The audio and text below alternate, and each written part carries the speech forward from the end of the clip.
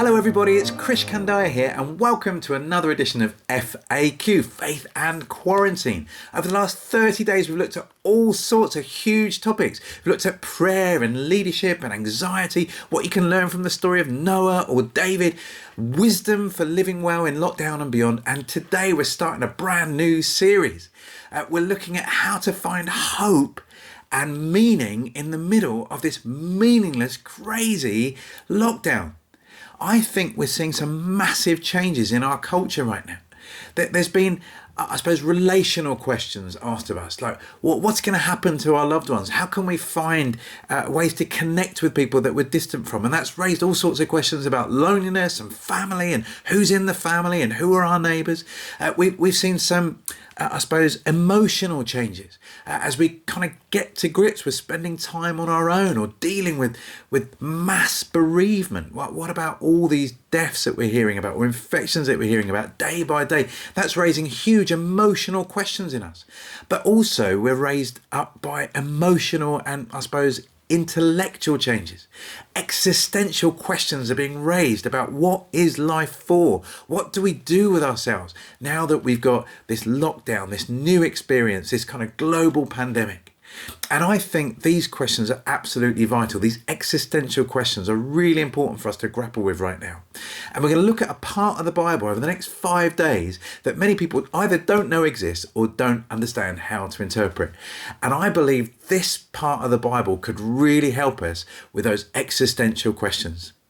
The book is called the Book of Ecclesiastes, and it comes in the Old Testament about halfway through the Bible.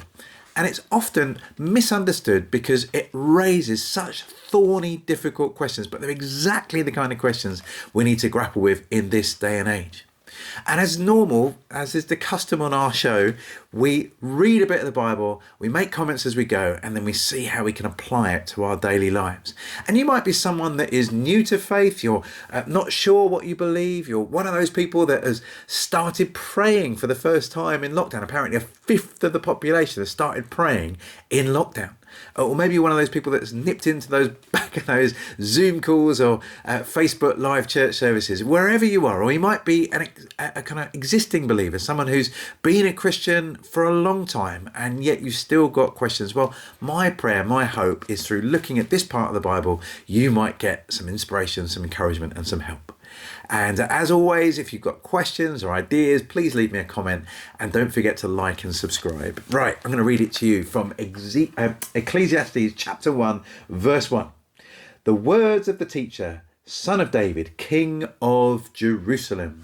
So the opener is a bit of a challenge because we're not told exactly who wrote the book. The prophecy of Isaiah was written by Isaiah. The Psalms, the songs we've looked at in previous weeks, many of them were written by David. Lots of the Old Testament written by Moses. Lots of the New Testament written by Paul. But we're not quite sure who wrote Ecclesiastes. There are some clues. The words of the teacher, that's a kind of generic name.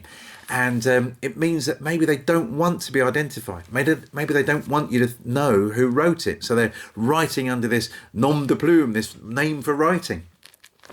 But we are told that they were a son of David, a king of Jerusalem. Again, some people think that this book was written by King Solomon. And I think Solomon would have been proud to own this book and to have his name associated with it. It's got some big ideas built into it. But one theory is it's someone else writing, kind of gathering some wisdom that Solomon had scattered, put it together in a kind of editorial way. And that's why they don't want you to know. This wasn't written by Solomon, but it is in the kind of stream of thought of Solomon, or is the way that Solomon would have thought of things. That may be a way in which we're supposed to understand it, but we're not sure. Either way, for generations, thousands and millions of Christians and Jewish believers have found help and hope in this book, even though we're not quite sure who wrote it. But here's the opening segment, if you like, and it's an interesting one because we're told the words of the teacher, the son of David, king of Jerusalem. Here's the big idea. Meaningless, meaningless, says the teacher. Utterly meaningless. Everything is meaningless. Now, that's a tough opener, isn't it? It's a little bit negative. It's a little bit like saying Pointless, pointless, pointless. Everything is pointless. It sounds pretty defeatist. It sounds pretty apathetic. It sounds like someone going, what's the point of everything?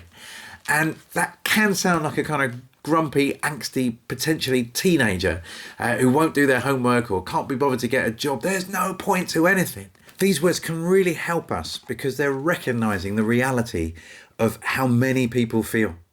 Looking at the world today, seeing the way this virus is just upsetting life, it's taking loved ones away from us. It's realistic to ask the question, why? Where do I find meaning and purpose in this? How come lovely people are being taken from us, people that we've loved and are cherished to us? How come important people like scientists and doctors, why are they being taken from us? Young people, why is it overly affecting people of ethnic minorities? Why is it mainly affecting men? Where are we supposed to find meaning? It seems crazy that this tiny microscopic thing that you can't even see with your eye is causing the whole world to stop, and nothing can stop it. It doesn't matter how wealthy we are, doesn't matter how intelligent we are, doesn't matter where in the world we live, it seems to find a way through, and that feels meaningless. It doesn't make sense. Life is not making sense right now. And so therefore these verses echo the way that many of us are feeling right now. But it goes on. Verse 3, what does man gain from all his labour at which he toils under the sun? What is the point of all this work that I've done? You know, you think of someone like Tom Hanks, incredibly wealthy, got an amazing catalogue, and yet he came very close to death because of the coronavirus. Think of Boris Johnson, the Prime Minister of Britain. He said it was 50-50 whether he was going to go on a ventilator or not. Despite all of his great learning, and he can quote you Latin and Greek, didn't seem to make any difference to this virus. What does man gain from all his labour at which he toils under the sun? This phrase, under the sun, means imagine trying to make sense of life just from the perspective of life on earth. Forget about the heavens where the Bible describes God living. It does mean he lives in if you go far enough up in a space rocket, you'll meet God. It just means another transcendent level. But from a purely earthly, under the sun point of view, it's really difficult to make sense of life. Someone once said that we spend all this time trying to accumulate stuff. They said, look, we spend money we don't have to buy things we don't need, to impress people we don't even like. Just doesn't make any sense. What is the point of all of our toil and energy and work when it doesn't seem to amount to much? Verse 4, generations come and generations go, but the earth remains forever.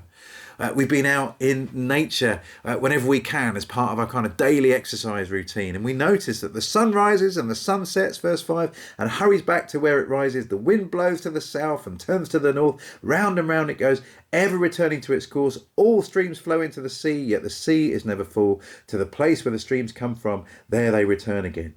All things are wearisome, more than one can say. Nature's carrying on. The seasons are happening, whether we're here or not. Some people would say nature's doing better without us around. And so what's the point of this cycle of nature if human life doesn't make any sense? Generations come and generations go. You know, there have been hundreds of generations before us. Most people are forgotten. Most people are not remembered. Only a few names in history. You know, all the famous ones, the ones that really kind of make an impact, whether it's kind of William Wilberforce or William Shakespeare or Gavrilo Princip or Franz Ferdinand. Very few people from their generations actually are remembered. And looking forward, that will be true in the future too. So what's the point, says the writer of Ecclesiastes? Nature just goes round and round and round and doesn't seem to notice if we're here or not. What is the point of life? Verse 8, all things are wearisome, more than one can say. The eye never has enough of seeing, nor the ear is full of hearing.